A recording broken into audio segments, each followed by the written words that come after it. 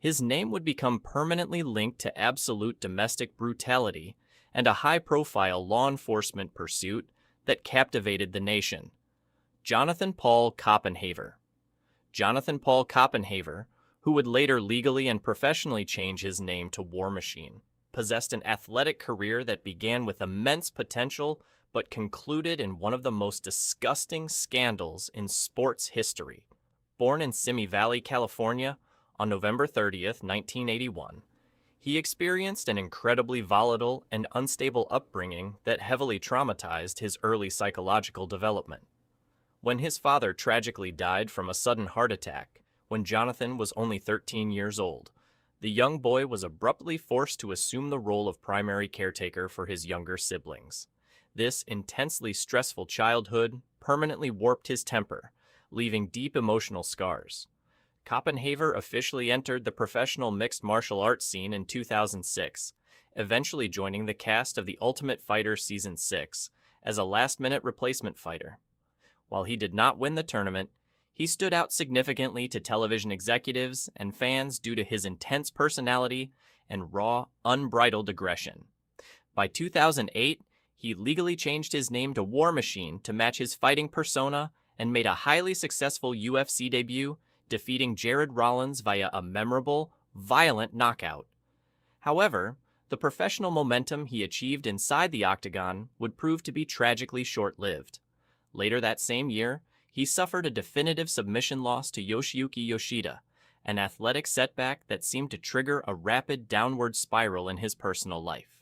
By 2009, struggling to maintain financial stability, War Machine made the highly controversial announcement that he would begin working in the adult film industry while concurrently pursuing his fighting career. He signed a contract with LA Direct Models and filmed his very first adult scene alongside popular actress Riley Steele. Despite managing to maintain some sporadic athletic success in organizations like Bellator, he simply could not escape his own increasingly self-destructive behavior. His chaotic life outside the cage quickly became characterized by frequent, highly violent physical altercations, resulting in multiple arrests for felony assault. In 2010, he served a significant prison sentence for a brutal bar fight, but immediately returned to professional fighting upon his release. For a very brief period, it genuinely appeared to his coaches and close friends that he might finally turn his chaotic life around and focus on his career. However, in the summer of 2014, any hope of redemption completely shattered when War Machine executed a horrific, prolonged attack against his ex-girlfriend, Christy Mack. Discovered inside her home alongside her friend Corey Thomas, an enraged War Machine systematically ambushed the couple, executing a brutal beating that lasted for several agonizing hours. The sheer ferocity of the assault left Christy Mack with 18 broken facial bones, a ruptured liver, several missing teeth, and severe internal injuries.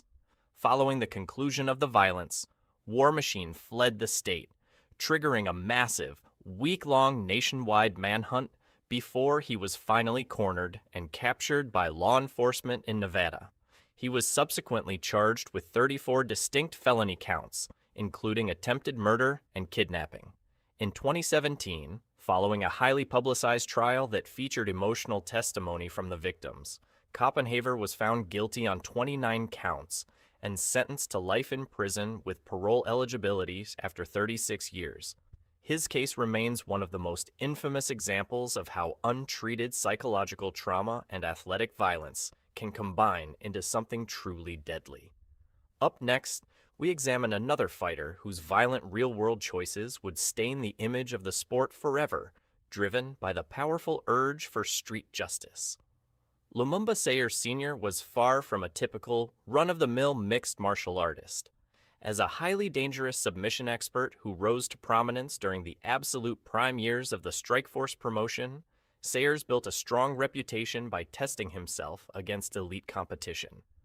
Throughout his career, he shared the cage with highly notable fighters such as Anthony Smith, Derek Brunson, and Drew Dober, consistently demonstrating immense grit and determination.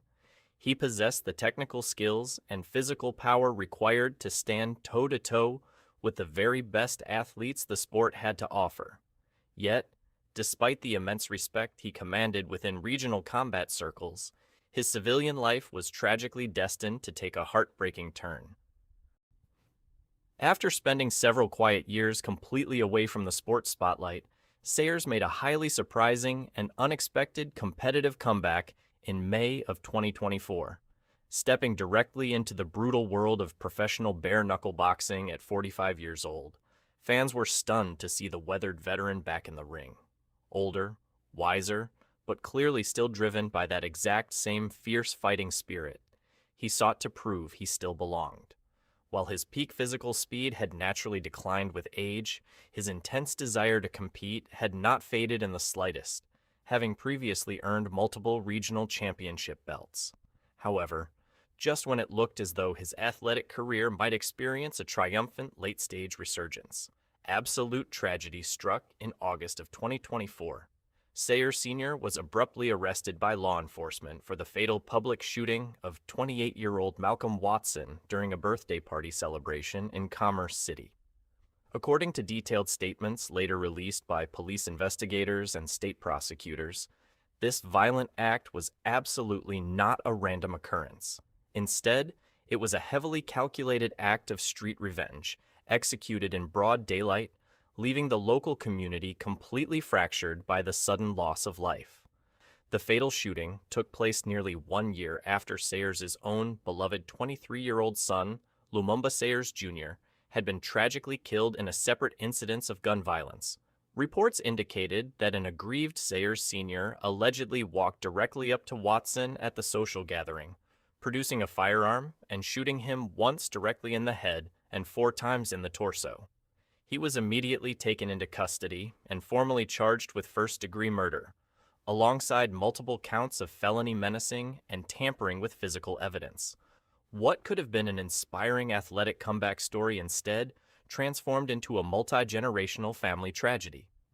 Next on this notorious list, we examine the shocking account of Cain Velasquez, an absolute legend of the sport who stunned the global MMA community when his own story took a similarly violent turn.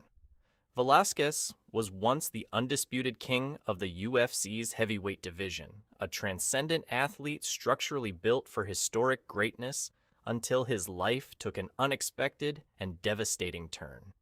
Born on July 28, 1982, in Salinas, California, Velasquez grew up possessing an immense driving passion for the sport of amateur wrestling. He quickly became a dominant 2-time Arizona State champion during his high school years.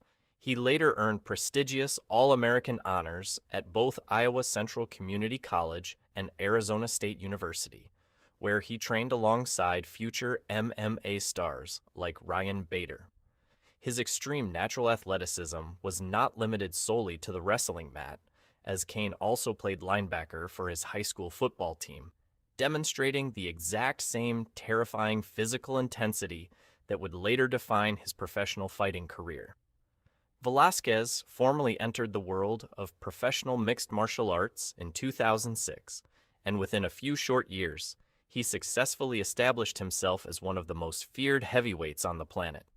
His completely relentless, non-stop competitive pace inside the cage quickly earned him the famous nickname Cardio Cain among analysts and fans.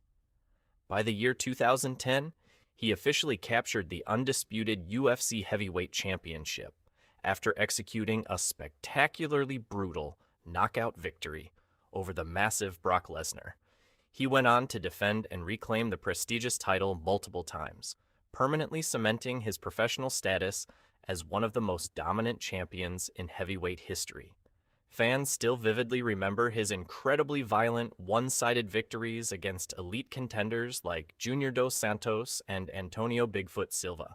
Although his historic athletic career was repeatedly slowed down and cut short by severe, chronic physical injuries, his legacy within the sport remained absolutely pristine. In 2019, following a brief and highly entertaining professional wrestling stint with the WWE, he officially announced his retirement from active mixed martial arts competition. However, in the year 2022, Velasquez's name suddenly returned to global news headlines for reasons that completely shocked the sporting world. That year, the former champion was abruptly arrested and charged with attempted murder following a highly chaotic vehicular pursuit and shooting incident. According to official police documentation, Velasquez had reportedly discovered that a local man, Harry Goularte Jr., had been accused of severely abusing his 4-year-old son at a daycare. When Goularte was subsequently released on bail by a local judge, an enraged and desperate Velasquez reportedly pursued him in a high-speed car chase through city streets. During the chaotic pursuit, Velasquez produced a handgun and fired multiple shots into the target vehicle, accidentally striking Goularte's stepfather instead of the primary target. The high-profile legal case immediately divided the global public into two fiercely opposing camps. Many individuals saw Velasquez as a desperate, loving father taking necessary action to protect his family, while others saw a dangerous vigilante crossing a legal boundary.